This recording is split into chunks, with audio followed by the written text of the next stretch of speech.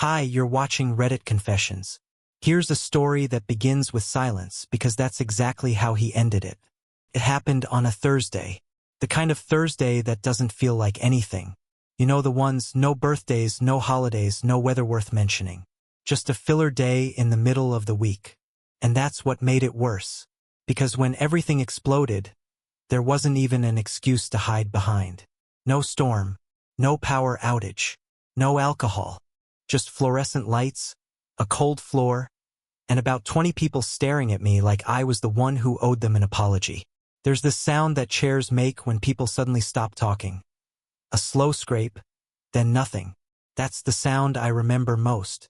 Not her voice, not his face.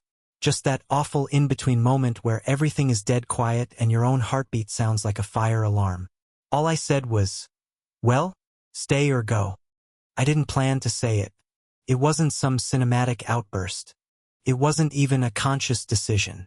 I was holding a plastic cup of lemonade and a half-eaten cracker when the words just slipped out of me. Like my body was tired of keeping the secret and decided to speak for itself. She blinked, tilted her head, and then did the one thing I wasn't prepared for. She laughed. Not a snicker, not a guilty giggle. A full-on, lips curled, nose crinkled laugh. The kind you let out when someone tells you they still use dial-up internet. And then she looked at him, like it was a joke they were both in on. Like I had volunteered to be the punchline. The guests thought it was part of the party. Some performance piece. Couple's prank. Someone even clapped. That's when he did it. He set down his drink, adjusted his shirt cuff, and walked out. No kiss goodbye. No angry speech. No excuses or explanations. Just gone. And in that moment the whole room turned on her. The laughter died. The music suddenly sounded too loud. The clapping stopped. And I didn't move. I stood there, lemonade going warm in my hand, staring at the space he had just walked through. You don't prepare for something like that.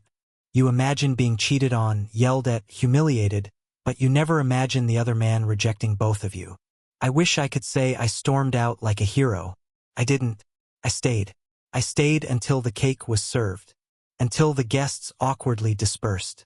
Until she came back inside and sat next to me like none of it happened. That's when the real silence started. And trust me, silence is a lot louder when you've just been laughed at in front of a crowd. The strange thing is, after everyone left, she didn't apologize. Not even a fake one. Marnie. Yes, her name's Marnie. I guess we're doing names now. Just poured herself a glass of wine, kicked off her heels, and asked if I could take the trash out. Like nothing had just happened. Like I hadn't just offered her a choice in front of half her coworkers and watched another man walk out instead of claiming her. I didn't answer. I just grabbed the garbage bag, walked out to the alley behind the building, and stood there with the lid open, staring into the dumpster like it might offer me life advice. Didn't. Just smelled like shrimp cocktail and wilting tulips. I didn't sleep that night. Not a second. She snored. That's what crushed me the most. She snored. After all that, like her conscience had nothing to keep her awake. Meanwhile, I was lying on my side of the bed, eyes open, counting ceiling cracks like they were keeping time. I wanted to shake her. Not in anger. More like, wake up, Marnie. Don't you realize what just happened? The next morning, she acted like she didn't remember. Made coffee, hummed while buttering toast, asked if I wanted oat milk or regular. I said nothing. Just sat there, watching her move like a stranger who had broken into my kitchen and was pretending to be my wife. She finally asked if I was going to sulk all day or be an adult about things. That's when I knew whatever version of her I had married was gone. The only thing I could cling to was her laptop. She never let it out of her sight. Ever. But that morning, while she was in the shower, she left it on the dining table, still open, still humming from the night before. I told myself not to look. I even stood up and walked away. But then I walked back, and I clicked. Inbox, calendar, messages. She had hidden nothing, because she didn't think I'd ever look. There it was. Her and Dane. Daily messages. Flirty subject lines. Meeting invites labeled creative alignment that were just dinners. a folder called Client Outreach that was full of selfies. And then there were the photos. Not obscene, thank God, but intimate enough. Him shirtless, her barefoot on hotel carpet, champagne bottle between them. The timestamps told me everything. This had been going on for months. Not weeks. Not one drunken mistake. Months. But what shook me more was that it wasn't just him. There were other names. Different tone. Different faces. Different cities. She had receipts, logistics, backup plans. I scrolled until my eyes blurred. Until I couldn't tell where one man ended and the next began. This wasn't a mistake. It was a lifestyle. And I had been her wallpaper. Bland, familiar, always there, never noticed. She came out of the bathroom, towel wrapped around her, and saw me sitting there. She didn't panic. She didn't scream. She just said, "You shouldn't have looked." That was it. Like I was the one who had violated something sacred. I didn't answer. I just closed the laptop, stood up, and walked to the closet. I needed air. But what I needed more was a plan. Because suddenly, walking away didn't feel like enough. Not anymore. I didn't pack a suitcase. That would have made it too real. Too permanent. Instead, I shoved some clothes into a grocery bag, grabbed my passport, and left my toothbrush behind like an idiot. I didn't even slam the door. Just turned the knob slowly and stepped out like I was sneaking out of my own life. I didn't go far. I checked into a roadside motel 15 minutes away. Fluorescent lights, ice machine from the 90s, and a front desk clerk who didn't even ask questions. Perfect. The first night I lay there staring at the popcorn ceiling, wondering if she even noticed I was gone. I knew she had, but I also knew she wasn't calling. And that told me everything I needed to know. The next morning, I went back. Not because I missed her, but because I'd left my laptop charger and my last shred of self-respect in the hallway next to the coat rack. She wasn't home. I knew her schedule better than I knew my own. She'd be at her 10:30 content planning meeting, which I now realized was probably code for catch-up coffee with a side of someone else's lips. I let myself in and headed for the charger. That's when I saw it, her phone, sitting on the kitchen counter. Face down, like always, but buzzing every few seconds like a guilty conscience trying to stay quiet. I never went through her phone before. I was too afraid of what I might find. But now I needed proof, not for revenge. Not even for closure. For clarity. I picked it up and saw the lock screen notifications. Different names. Some just initials. Others saved as work, client, or Bridget. And one from someone named Victor Jim. The message preview read, "Last night was insane. Still can't believe you wore that in public." Victor. Not Dane. Not even in the same category of excuses. I opened the thread, hands shaking, and felt something inside me shift with every scroll. Photos, voice notes, videos, hotel check-ins, texts timestamped during our anniversary. I wanted to scream, but I couldn't. I just sat there, like a kid who just realized the magic trick was fake all along. I was never her partner. I was her anchor, something to hold onto while she explored new currents. Something heavy and reliable. Something boring. I forwarded everything to myself. Every photo, every message, every detail she tried to bury in her pretty little world of curated lies. I didn't know what I'd do with it yet, but I needed to hold it. I needed to own it.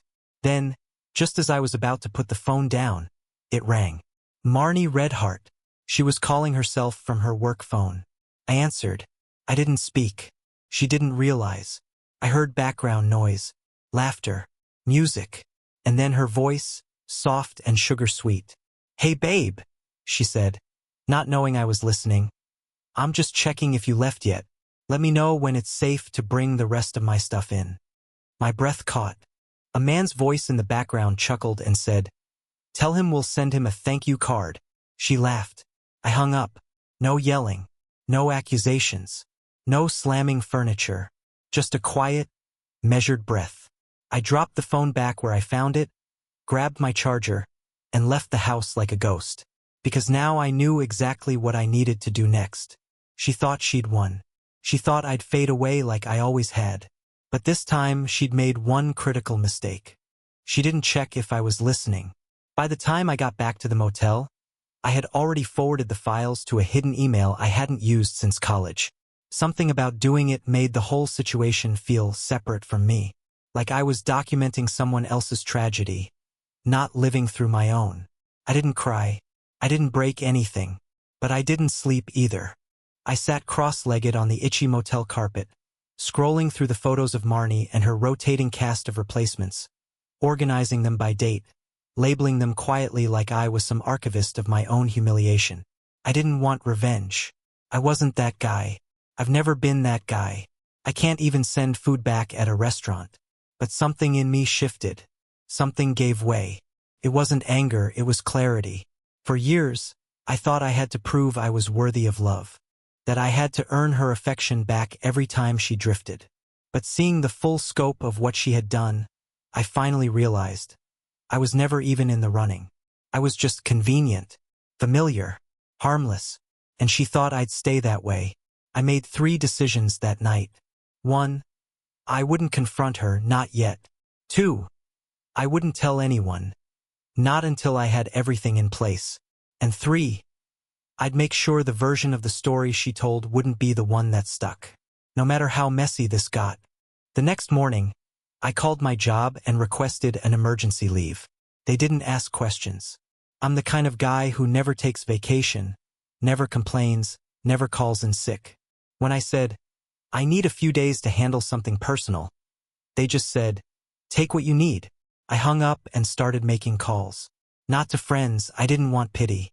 I called a storage company, a locksmith, a lawyer I remembered from a podcast ad, and finally a print shop. Then I went back to the house. She wasn't there as expected. Her car was gone, and judging by the calendar invite still visible on her unlocked laptop screen, she was attending something called Q4 Fusion Workshop at a co-working space across town. Probably Dane, maybe Victor. Who knows anymore? I didn't waste time. I packed. But not for me. For her. I gathered her clothes, her perfume bottles, her ridiculous throw pillows with live, laugh, love, stitched across them like threats. I packed everything neatly into boxes and labeled them like they were museum pieces. Phase 1, Phase 2, the lie years. I wasn't angry. I was clinical, focused. I left her side of the closet as hollow as she had left our marriage. Then I changed the locks. That night, I stayed just long enough to hear her key not work. At 11:43 p.m., headlights swept across the driveway. I turned off the lamp, stood behind the curtain, and watched. She got out, heels clicking, phone in hand, and tried the knob once, twice. She looked confused, then annoyed. Then she knocked. I didn't answer. She rang the doorbell. Still nothing. Eventually, she pulled out her phone and called me. I watched her name flash on my screen. I didn't pick up. Instead, I texted her one word, delivered. She looked at her phone, confused. Then she turned toward the porch. And there it was. 3 large boxes, taped shut and labeled in thick black marker. On top of them, her phone, the one I'd used. I had printed a copy of one single photo. Her in that hotel mirror, smirking, wearing the same dress from our last anniversary dinner. I didn't say anything. I didn't need to. She stared at it for a long time. Then the knocking stopped. She didn't scream. She didn't cry. She just sat down on the step like she didn't know where else to go. And for the first time in years, I felt something close to peace. The silence didn't last long. The next morning, my phone buzzed nonstop. First came the texts, then the missed calls, then the voicemails. She tried every angle. Angry, weepy, flirty, confused. One minute it was, I can't believe you'd humiliate me like that. And the next it was, can we just talk? But I didn't respond. I wasn't playing games. I was just done speaking into an empty void that only echoed when it needed attention. By noon, she escalated. That's when her mother called. Marnie had apparently told her that I lost it and kicked her out for no reason. Classic. Her mom, Barbara, had always tiptoed around confrontation, but this time she left a voicemail laced with just enough venom to sting. "I don't know what's gotten into you, Elwood," she said. "But you need to fix it. This isn't how grown-ups behave." I sat on the edge of the motel bed and actually laughed out loud. Fix it? I'd been duct taping this marriage for 4 years while Marnie took a blowtorch to the foundation. That afternoon, I got an unexpected call. From Dane. Yeah, Dane. His number wasn't saved, but the area code and the smug confidence in his voice gave it away instantly. "Look," he said, "I don't want things to get messy. Marnie's been through a lot lately and—" I cut him off. I told him I had no interest in discussing the well-being of a man who actively helped dismantle my marriage. He tried to backpedal, saying he didn't know the full story and would have backed off if he'd known we were still living together. That was the part that hit me hardest. Not that he tried to justify it, but that she told him we were separated while I was still making her coffee every morning. That's when I knew she'd rewritten the whole relationship to fit her narrative, and I was just a dusty prop in the background. I hung up without saying another word. But that wasn't the end of it. Later that night, someone slipped a note under the motel door. I still don't know how she found me. Probably the bank transaction from when I paid in cash but used my card for the deposit. Rookie mistake. The note was written in her handwriting, rushed and sloppy. "You made your point. Can we please fix this before it gets worse?" But here's the thing, it had already gotten worse. Because by then, I wasn't just reacting. I was planning. I contacted my lawyer, explained everything, shared screenshots, evidence, dates. He said I had more than enough to protect myself in the divorce. He asked if I wanted to pursue public embarrassment, air out the texts, the photos, the audio from her little safe to bring my stuff call. I said no. I didn't need revenge. I just needed her to lose control of the story. So that's what I did. I emailed our mutual friends. Not everything, just a quiet message explaining we were separating, and that I appreciated their support. I didn't mention the affairs. I didn't share receipts. But people aren't stupid. They knew. They saw. One of them even replied with, "I've been waiting for this to happen, man. You deserved better." That message broke me more than any of hers. Because someone had known. Someone had seen it coming. And no one told me. I deleted Marnie's number, blocked her, and for the first time I went outside. No goal, no plan. I just walked until my legs burned and my mind quieted down. And right there, standing on a hill overlooking the city, I realized something she never expected. I wasn't trying to hurt her anymore. I was just done letting her hurt me. It was almost a week before I saw her again. I had convinced myself I wouldn't, that I was strong enough to stay away, that I had grown past the need for answers. But life isn't a neat little arc. It's messy, and pain doesn't ask permission before circling back. I got a call from a number I didn't recognize, local but unfamiliar. I ignored it, then another, then a voicemail. It was her sister. "Elwood," she said, her voice low and nervous. "Marnie's not doing well. She's staying at Mom's and she won't get out of bed. I'm not saying you owe her anything. You don't. But I thought you should know. I wish I could say I didn't care. I wish I could say I deleted the message and went on with my day. But I didn't. I sat there, listening to it over and over like it was a song I couldn't stop humming. Because deep down, some part of me still wanted her to hurt. Not physically, not cruelly, but emotionally. I wanted her to feel even a sliver of the chaos she had tossed into my lap without warning or apology. I ended up driving to her mom's place late that night. I don't know what I expected. A confrontation? A meltdown? Closure? Maybe just a glimpse of someone who had finally realized she burned down her own life for a series of meaningless thrills. But when the door opened, Marnie wasn't the one who greeted me. It was Barbara. She didn't look surprised, just tired. Like she'd aged 10 years in 1 week. Without saying anything, she stepped aside and let me in. The house smelled like lemon cleaner and lavender candles. An old trick Marnie used whenever she felt guilty. She was curled up on the living room couch, wrapped in a blanket like a kid home sick from school. Her hair was messy, her eyes swollen. But when she saw me, she sat up fast, like her body didn't know whether to run or collapse. "Elwood," she whispered, voice cracking like she hadn't used it in days. You came. I stood there, arms crossed, coat still on. I didn't move closer. She started talking immediately, a flood of half excuses, half confessions. She said she was lost, that things got blurry after our 3rd year, that she never stopped loving me, just started doubting if I loved her back. She said the affairs weren't about me, that they made her feel powerful again, desired, seen. I didn't respond. Not yet. I let her fill the room with her unraveling. She told me Dane was nothing, that Victor was a mistake, that there were others, yes, but none of them meant anything. I think she believed that would make it better, that meaningless betrayal was somehow easier to forgive than a romantic one. She reached for my hand. I didn't take it. Instead, I asked one question. Did you ever plan to stop? Her mouth opened, but nothing came out. That was the most honest moment we'd had in years. I turned to leave, but then she said something that stopped me cold. I'm pregnant. The world tilted. I couldn't move. For a full 30 seconds, I just stood there, trying to decide if I'd heard her correctly or if my mind had invented the one thing that could make this worse.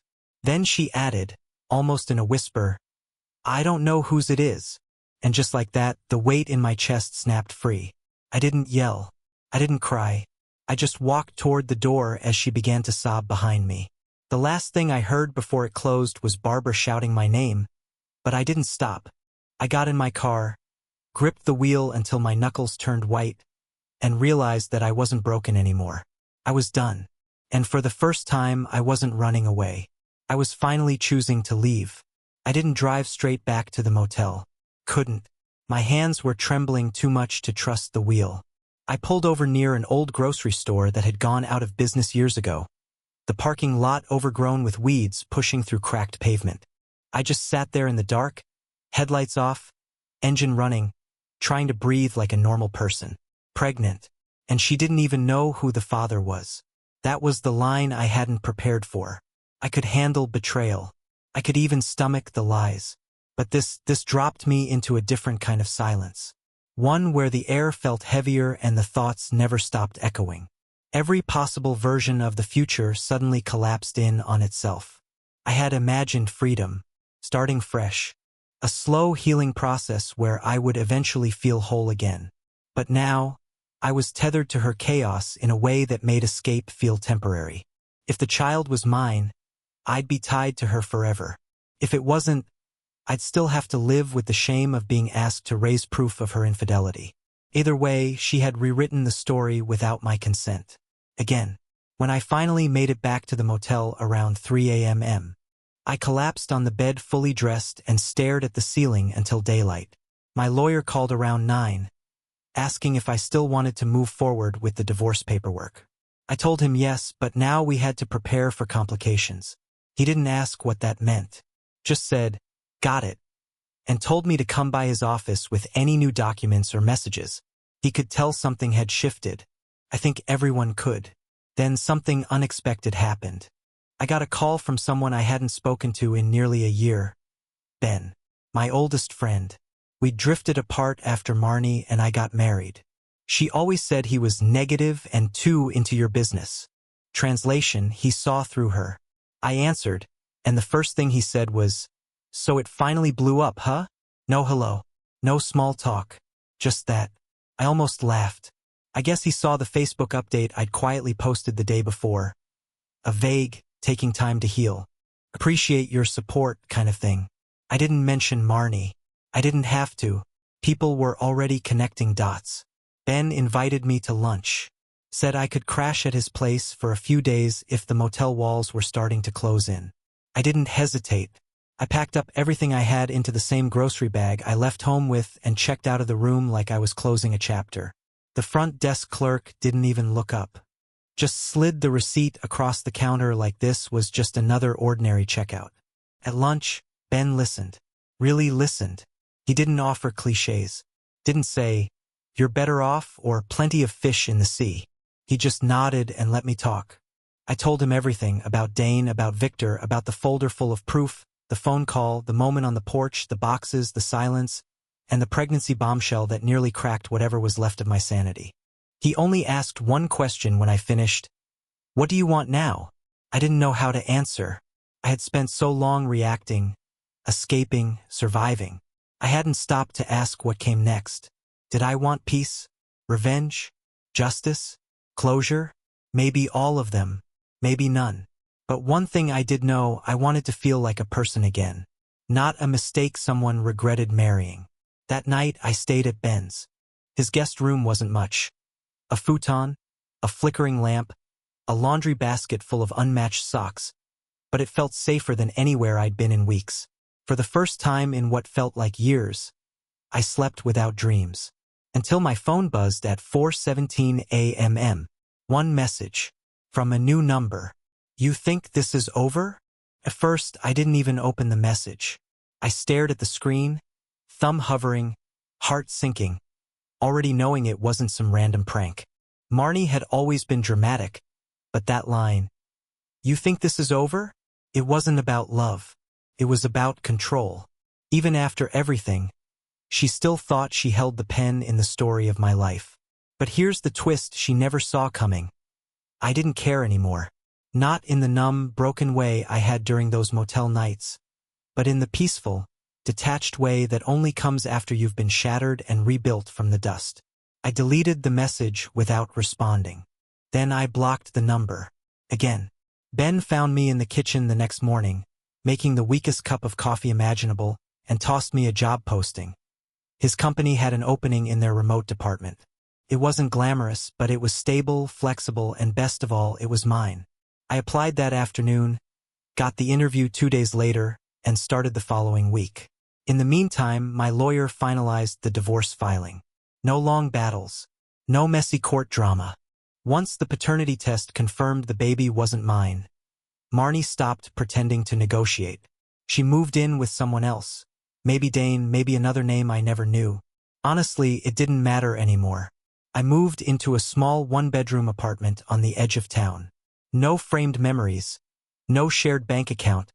No more apologizing for taking up space in my own life. I started going for walks again, listening to music I hadn't touched in years. I even signed up for a local woodworking class. Not because I was good at it, because I wanted to build something real for once.